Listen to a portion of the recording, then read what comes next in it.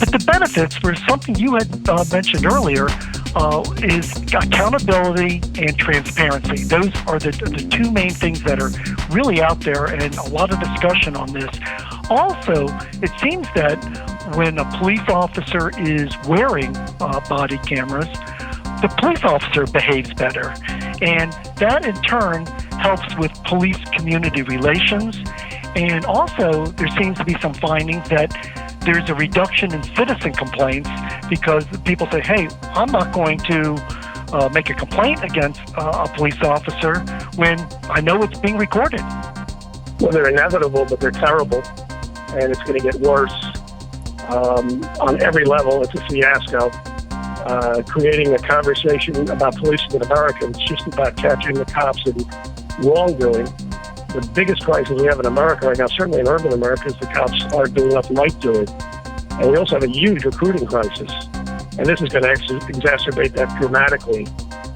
Police officers are not the same as other people, and it's been a false narrative that got this started. If the police are equals in the street, that's a terrible thing. Not only do we have that reality now, we actually have the cops being inferiors in the street. We have people encountering them and mocking them and belittling them.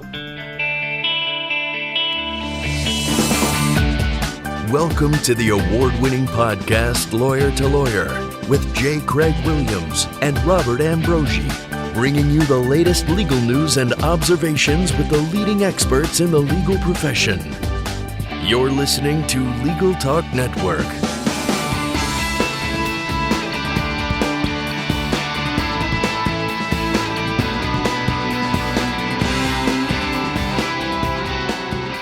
Hello, everyone, and welcome to Lawyer on the Legal Talk Network. This is Bob Ambrogi, coming to you from just outside of Boston, Massachusetts. I write a blog called Law Sites. I also co-host another Legal Talk Network program called Law Technology Now, along with Monica Bay. And I'm Craig Williams, coming to you from Southern California. I write a blog named May It Please the Court. Bob, before we introduce today's topic, we'd like to thank our sponsor, Clio. Clio is the world's leading cloud-based legal practice management software. Thousands of lawyers and legal professionals trust Clio to help grow and simplify their practices. Learn more at Clio.com. That's CLIO.com. Well, with a string of recent incidents involving shootings of civilians by police, there was a lot of debate going on around the country about whether police officers should be suited with body cameras to capture their pursuits and interaction with civilians. And part of that debate includes whether or not body camera footage is a matter of public record, or, as several states have already done, eliminated it from being a matter of public record. Some people believe that body cameras will improve police and civilian behavior, while others believe that body cameras will hinder a police officer's privacy, health, and safety. So today on Lawyer to Lawyer, we're going to talk about the pros and cons of body cameras being worn by law enforcement officers. We're going to take a look at some of the recent events that have given rise to this conversation, discuss transparency, accountability, and the impact body cameras could have on policing. Bob, to do that, we have two great guests with us today. Our first guest is Professor Eugene O'Donnell from the John Jay College of Criminal Justice. Professor O'Donnell began his career as an NYPD officer from the New York Police Department, receiving 14 department awards for outstanding police service working in Brooklyn. After serving as a summer associate in the U.S. Attorney's Office for the Eastern District of New York, while in law school, he went on to become a prosecutor in the Queens District Attorney's Office and the Brooklyn District Attorney's Office, where he investigated and prosecuted hundreds of cases. He is a nationally recognized expert on policing issues, including the use of force, and has been quoted hundreds of media stories. Welcome to the show, Professor Eugene O'Donnell. Good to be with you. Also joining us today is Dr. Tod Burke. Dr. Burke is professor in the Department of Criminal Justice at Radford University in Radford, Virginia, a former Maryland police officer. Dr. Burke's research interests include school campus violence, domestic violence, serial and mass murder, and issues in policing and forensic science. Dr. Burke is also the co-author of an introductory criminal justice text entitled Foundations of Criminal Justice, Second Edition. Welcome to Lawyer, Dr. Tod Burke. My pleasure to be here. Well, Dr. Burke, could you give us a little bit of a history on body cameras and when they came into use and what the scope of the use is? Well, I'm not sure so much about the historical perspective, but it is relatively new, and it is filled with some great benefits and some controversies as well. Well, let's start with the benefits. Tod Burke, as I understand it, you're in favor of police officers wearing body cameras. Correct me if I'm wrong. What are the arguments in favor of it? Well, I am a big advocate for it. Now, when I was a police officer, I'm not sure about with Gene, but we did not have body cameras. And if I were a police officer today, I would absolutely want one. But the benefits were something you had mentioned earlier, is accountability and transparency. Those are the two main things that are really out there, and a lot of discussion on this. Also, it seems that when a police officer is wearing body cameras, the police officer behaves better. And that, in turn, helps with police community relations. And also, there seems to be some findings that there's a reduction in citizen complaints because people say, hey, I'm not going to make a complaint against a police officer when I know it's being recorded. What do you think of the states and various parts of the country that have started to ban the use of police camera footage as a public record? What's the purpose in having it? Yeah, I'm not a fan of banning them. I do understand why some police agencies are hesitant to use them, though. Do you think that we'll be seeing more use of body cameras on citizens? Well, I don't know about body cameras on citizens because citizens already have cameras. We are a video vigilante society. Everyone seems to have a cell phone, and with that cell phone comes cameras and comes videos. The danger of that, of course, is that we don't know the validity of the video itself. In other words, a person could be taking video shots, let's say, of a police-citizen encounter, and sometimes they're narrating it, and they're taking this and they're putting it on social networks, and that becomes the narrative. But what we don't know is if that has been edited or not. Eugene O'Donnell, you've heard some of the arguments for body cameras. What's your position on whether police officers should wear body cameras? Well, they're inevitable, but they're terrible, and it's going to get worse. On every level, it's a fiasco. Creating a conversation about policing in America, it's just about catching the cops in wrongdoing. The biggest crisis we have in America right now, certainly in urban America, is the cops aren't doing enough right doing. And we also have a huge recruiting crisis. And this is going to exacerbate that dramatically. Police officers are not the same as other people, and it's been a false narrative that got this started. If the police are equals in the street, that's a terrible thing. Not only do we have that reality now, we actually have the cops being inferiors in the street. We have people encountering them and mocking them and belittling them. And we see the byproduct of this in places like urban America, like Chicago. We have a police department now in name only, where the cops get there when they get there. Because the reality is, and I know this uniquely as a prosecutor, a former prosecutor, a police officer, we are asking police officers as our surrogates to use force, to go after people, to essentially look for trouble in our name. That's what we ask them to do. And when they do that, they're exposed. They're exposed potentially to criminal prosecution anytime they use force. So you'd have to simply be very slow-witted to realize, or not to realize, that when you approach somebody from the get-go, somebody's blasting the radio and keeping up the whole neighborhood at night, that could end badly for you. That could end up with a video that's detrimental. We have cable producers standing by for the video of the day, the video of the week, and if that happens to be you, you could end up being fired, criminalized, demonized, even if the facts eventually roll in and show that you weren't acting wrongly. We have a huge issue at this moment with this profession. Irreparable harm has been caused to it, and an elite has pushed this topic. And this has never been a topic, in my mind, the community would ever embrace. There's also privacy issues that go beyond police issues. It basically, in the name of building trust, you're enshrining distrust. And honestly, it's also time to call this out. There are people who say they want to create trust in the police, but actually there are people behind this who don't. They don't believe in the police. They're delegitimizing the police. They believe all policing is racist and Jim Crow. And we need to say that is not a mainstream perspective in this country. But if the argument is that it is, we're going to have to deal with it. If I hear you saying that you want to prevent that people are just trying to catch police in wrongdoing, isn't the argument that if there is no wrongdoing, then they're not going to get caught? I mean, if police are doing their jobs and doing them properly, why is this seen as something that's going to sort of catch them in the act of something? Because it's basically the reverse of the argument that the police use in wanting to search your car, that if you're not having anything to hide, then what are you worried about? Well, but the difference is that the police are public servants and citizens in cars are not public servants. I mean, the police are serving a public interest, aren't they? I think they're paid by taxes. Police are our surrogates. These are not personal issues the police are choosing to do. This is public duty they're choosing to do. This is a very fragile system. There has been a campaign to undermine the criminal justice system for 20 years now, and law professors have been behind it.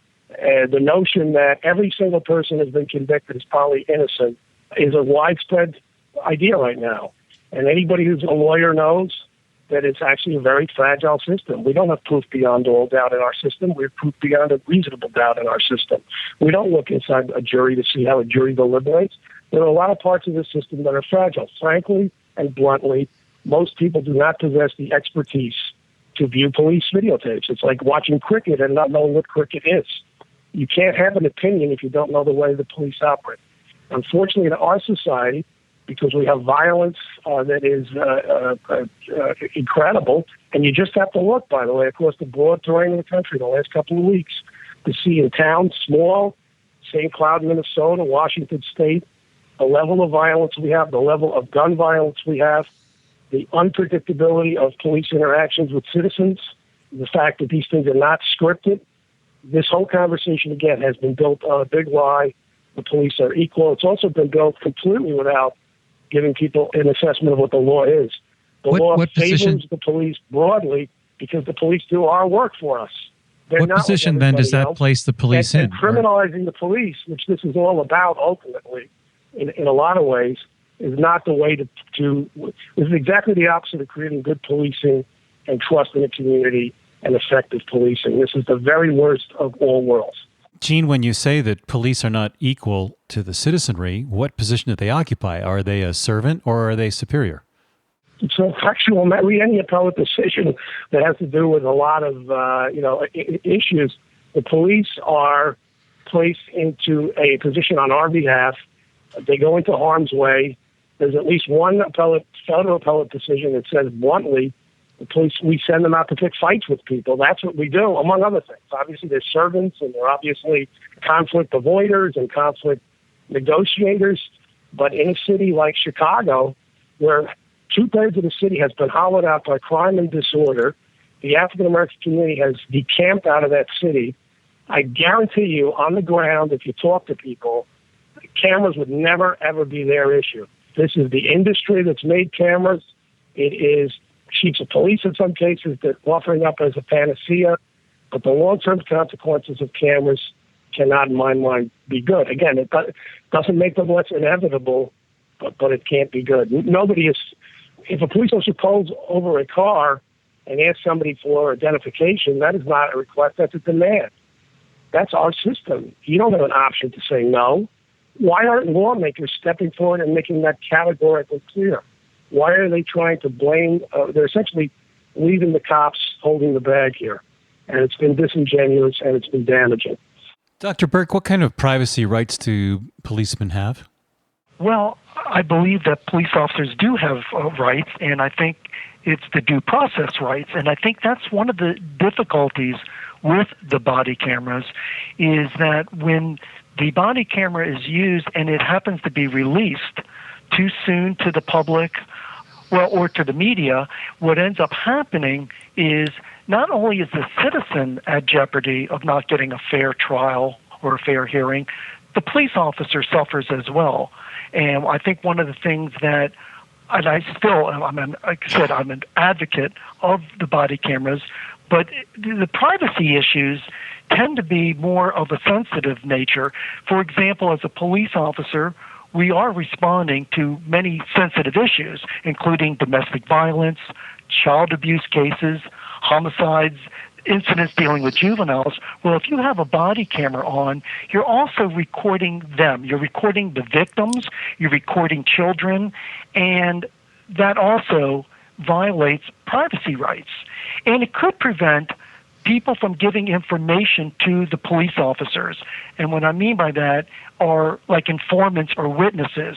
When they know they're being recorded, they may be less likely to give information. So there are some privacy concerns. One thing that I think is important for the listeners to know is that the body camera and dash cams and things such as that, but they are an instrument for the police. They are a tool, an investigative tool. They're not the panacea, and I agree with Gene on that. But what I think is important is it doesn't always tell the full story. For example, we've all watched a sporting event, and I'll use football as an example. We want to find out if somebody has made a touchdown. We want to see if both feet were in bounds. Were they bobbling the ball? And we will watch the video from home or wherever, and we watch it in slow motion. We see it from different angles, and yet we still can't make the call. And we expect a police officer in a split second to make a decision. And I think what's important about this is the camera only tells you so much. It doesn't tell you everything. I think we have to take a short break. Please stay with us. We're going to be back in just a few moments after these words from our sponsors. Clio is an invaluable software solution for law firms of all sizes, handling all the demands of your growing practice from a single cloud-based platform. Clio enhances your firm with features such as matter and document management, time tracking, and even billing. Clio is an effortless tool that helps lawyers focus on what they do best, practice law. Learn more at Clio.com. That's CLIO.com. Welcome back to Lawyer. This is Bob Ambrogi, and with us today is Professor Eugene O'Donnell from the John Jay College of Criminal Justice and Dr. Tod Burke, a professor in the Department of Criminal Justice at Radford University. In listening to the comments from both of you, I'm wondering if the issue isn't somewhat one of whether these videos should be public or not, as opposed to whether they should be worn at all. I mean, I understand that body camera video does not tell the whole story, but certainly it adds to the evidence of what happened in an incident. And it sounds from what Gene was saying earlier that he's concerned that these videos are going to be viewed by people who don't understand police procedures and police tactics. But doesn't that just go to the question of whether they should be public or not? I mean, if the video is available internally within a police department or in the course of a prosecution or a criminal investigation or something like that, then people who do understand police procedures will be able to review these videos and analyze them in the context of that knowledge. So really, isn't this just a question of whether they should be public or not? Well, again, Tod alluded to a very important point, a clearly crucial point on use of forced videos. The video can actually be irrelevant. That's how misunderstood this topic is. An objective capturing of an angle of a video might have absolutely nothing to do with what the cops acted upon. And that's why you have to understand the law. And the law is about the reasonableness of the cop's actions. And that is determined by asking the cop, what did you see? What did you believe? What are your perceptions? And anybody who's been civilian or police person, been in a traumatic, quickly evolving, deteriorating situation knows there can be an extraordinary difference between what you perceive, you see, and are able to articulate and what's objectively captured on a video. And again, the big lie of the video is the knowledge of the ending. The cops don't have the knowledge of the ending. And there's also, I think, it's sort of a tacit belief that people act in accordance with some sort of preordained schedule, that they're predictable 1 minute, a little less predictable. Well, that's not really true. You could pull over a car and you could have somebody acting cooperative go homicidal in a nanosecond. And it does shut down the due process rights of an officer. And we saw this female police officer in Tulsa. She was indicted essentially on the basis of a video, as best as I can tell. And the narrative is, what possible reason could she have to shoot? We had a female police officer in Rhode Island some years back. She pulled over a car. The motorist walked back, pulled her out the window, and beat her to death with his hands. This is the environment that police operate in. And unfortunately, some people think that's hyperbole. And of course, yes, that could be subject to abuse, and there's real issues there. But this camera conversation has become a fiasco. It really has taken us so far away from where we need to be in this country. And it's reducing the police, who used to be a pretty effective and certainly highly respected organization. Obviously, there's a racial divide there. But take the police versus lawyers. Take the police versus politicians. And their approval ratings are sky high. Now you're going to throw them into the mix. And it's been a campaign. It's been an orchestrated campaign to create distrust, mistrust. This is not about a million hours of propriety. This is about trying to find 5 minutes of gotcha. That's what this is all about. Well, I mean, it is an attempt to provide some objective evidence. I mean, to say that a police officer's account of an incident should be the be-all and end-all of the account would also discount some of the recent stories where, in fact, police officers, have on occasion misrepresented what happened and outright lied about what happened. I don't mean to paint any kind of a broad brush with that. I think that's certainly the exception by a great amount, but that does happen, and body cam footage is going to corroborate or not what was being said. The problem with the theory is that the narrative being sold in the country is the police for no reason are killing people. That is completely inconsistent with reality. There may actually be cases where people did do that, but that is a very tiny number. Why Laquan McDonald was killed in Chicago, I don't know why a police officer would shoot somebody, but anybody who's been a prosecutor knows you have to have some good reason generally to bring a case. And what is the reason that a police officer, stranger to not knowing the individual, why would the officer shoot him? Now, some might say because he can and get away with it, but again, of all the hundreds of millions of interactions each year, are we going to completely rewire the police service around the issue of trying to find wrongdoing? If we do that, it's costing lives. I mean, so we're clear on this. This is costing lives in the city of Chicago. People are dying in the city of Chicago. And by the way, they're dying not only because the cops are responding slower, they're not getting out of their car, they're afraid to investigate. They're afraid to be in an officer-involved shooting. If the Chicago Police Department was catching all the people who were killing, there'd probably be an officer-involved shooting, a lot of officer-involved shootings. Well, maybe that would argue they can't have that happen now. Your point argues in favor of having an independent body investigate an officer-involved shooting, which doesn't happen. Well, the prosecutors, of course, did not do their jobs in some of these cases. But again, trying to get an honest answer to how many Laquan McDonald cases you have, that's a very important issue. But there has been an advocacy and there's been an media approach here that has taken us completely away from trying to get to the bottom of reality. That's my only point at this point. Whatever happened to the doctrine of don't fire until fired upon? Who came up with that? That's not the law. No, it's certainly not the law, but it was the way the police used to handle things. They can fire when they reasonably believe their lives or somebody else's lives are in danger. They're not required to get shot. There may be some people pushing that, and they could be wrong, as long as it's not totally unreasonable. Now, again, I'm an NYPD alumnus. This is an organization that's extraordinarily restrained. 6 million calls a year, 50 shootings a year. That's what we want to see. We want to see a small number of shootings. There's some police leadership issues. There's people fail to do things. There's a political failure writ large all over all of this. But where we are now is the worst possible place.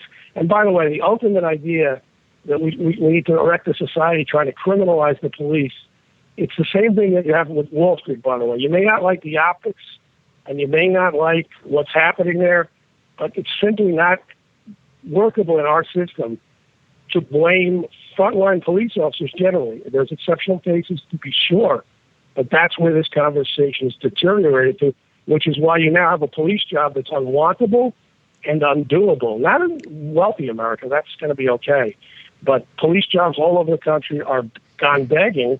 And again, as somebody who's a prosecutor and a lawyer, how can I tell a young person going to police work to physically encounter anybody now with their liability right on the line? Civil, criminal, departmental, and maybe demonization, maybe having people marching at your house. There are a lot of strong issues around this issue. Tod Burke, do you know, has there been any research on the effectiveness or not of body cameras worn by police? Yeah, there have been. Some of them were a bit premature, but the early studies seem to show that the body cameras with police officers have been effective. It has been effective in reducing complaints against police officers and also improving police effectiveness. What I like about the body cameras is it does give you a view from a police officer's point of view.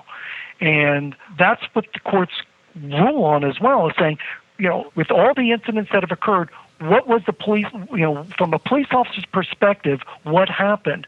The camera will aid in that. It's not going to be the end all, but it will aid in that. And I think what's happening now is we have to be concerned ourselves about policy and policy implementation when dealing with the body cameras. We were quick at throwing on the body cameras post-Ferguson, and there wasn't a lot of thought in going into a lot of questions that needed to be answered, but in particular dealing with policy and how the cameras are going to be used, the cost of the cameras, the cost of storage, all of these things that seem to go into the body camera. So more thought really needed to go into it. One study did indicate that, and again, it was a limited sample, a limited area, that those officers that actually used the body cameras were in greater danger. They were more likely to be assaulted. So you have police agencies saying this becomes an officer safety issue by actually wearing the cameras, and they're thinking too much about the camera and about the recording and not doing what they're trained to do. So there is that side of it, but again, it's a matter of effective policy, it's a matter of transparency, it's accountability, and if you have nothing to hide, then go ahead and use the camera. Well, we've just about reached the end of our program, and before we wrap up the show, we'd like to give each of you an opportunity to give your closing thoughts on this topic, and we also would invite you to let our listeners know how they can follow up with you if they're interested in doing that. So, Eugene O'Donnell, let's start with you, your final thoughts on body cameras. They're inevitable. They're mostly going to vindicate the police, but they're part of a larger concerning issue, which is delegitimizing the police, undermining the justice system, putting it in the off position, which is going to hurt poor people more than anybody. It's an elite running the conversation. And we have a very important issue that borders an elite, and that's who's going to become cops. Again, some of the elite have disrespect for the police, so they don't really care. But for those of us who actually care, are the best and the brightest going to become police officers wearing body cameras and exposed to criminal, civil, and departmental liability at every turn? And the answer so far, and it's not just because of cameras, but in city after city, town after town, it's hard to get anybody ambulatory to be in the job. We need to have a serious conversation. We are backwards on this. We've got to figure out how to build trust in communities that need the police. We've got to try to elevate policing back to a profession. But in the meantime, we have a national crisis, and we have, unfortunately, a gun and a violent society that's unique in some ways in the Western world. Eugene, how can our listeners find out more about you or follow up with you if they care to do that? Happy to answer emails. I'm at John Jay College. Happy to talk to people that are, in agreement or not agreement, have anything to share. And is it on your website, or where are you? Where can they find that? I mean, I find Googling things the easiest, but maybe I'm just an old timer. But that's Google works. At John Jay College, and yeah, it's easy. Fine. It's easily enough found that way. Okay, good. And Tod Burke, your final thoughts. I also agree with Gene that body cameras are inevitable. However, I believe the benefits far outweigh the concerns and limitations. I believe the benefits are that the officers behave better, there's better police-community relations, there's accountability and transparency, there's a reduction in citizen complaints, and a reduction in claims against officers. I think it also, body cameras document and preserve evidence that can be used for the officer, can be used in court, it can be used for officer training in a positive way, and it is shown from an officer's perspective. At the same time, I think we also need to address the sensitive issues that we talked about, such as domestic violence, homicides, juveniles, child abuse cases. It could prevent people from giving information to police officers. We got to be concerned about bystanders being recorded, and certainly officer safety issues that the officer needs to react without focusing on the camera and the follow-up reaction from it. And we must be able to balance a citizen's right to a fair trial with these privacy concerns, as well as the officer's right to a fair trial and a fair hearing, whether it be internal or external, and we have to be able to address social media concerns. I can be reached through Radford University. My email is tburke, B-U-R-K-E, @Radford, radford.edu. Great. Well, thank you very much. We'd like to thank Professor Eugene O'Donnell from the John Jay College of Criminal Justice and Dr. Tod Burke, professor in the Department of Criminal Justice at Radford University, for being with us today in our discussion about body cameras for police. That brings us now to the end of our show. This is Craig Williams. Thank you for listening. Join us next time for another great legal topic. When you want legal, think lawyer to lawyer.